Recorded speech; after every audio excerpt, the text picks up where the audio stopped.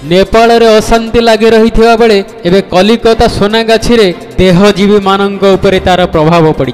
नेपाल रे चली अशांतिर प्रभाव एवं कलिकतार सोनागाछी रे अनुभव होउछे। सोनागाछी एशियार सर्वबृहत रेड लाइट अंचल होइथिबा बेले अनेक नेपाली वंशोद्भव यौनकर्मी बसवास करती।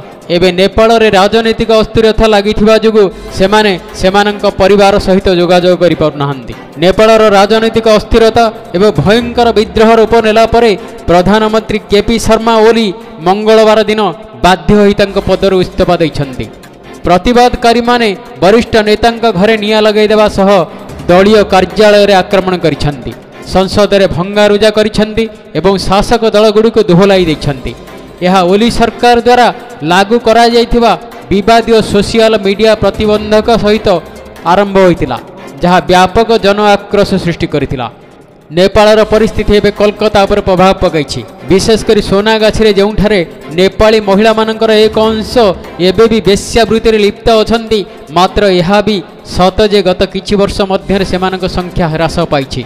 कालीघाट ठारू हावड़ा एवं हुगुली छोट वेश्यालय पर्यंत नेपाली माने एकदा बहुसंख्यक यौनकर्मी थिले एवं सोनागाछी रे एबे भी सेमानक मध्यरु अनेक अछंती। सेमाने एबे अनिश्चिततारे फसी रहिछंती। निज परिवार सहित जोगाजोग करि पारुनाहांती किंबा घर को टंका पैसा पठै पारुनाहांती। नेपालर विमान बंदर बंद अछि। अंतर्जातीय सीमा सील करा जाइछि एवं जोगाजोग नेटवर्क संपूर्ण भावे बंद अछि। ब्यूरो रिपोर्ट ओंकार न्यूज ओडिया।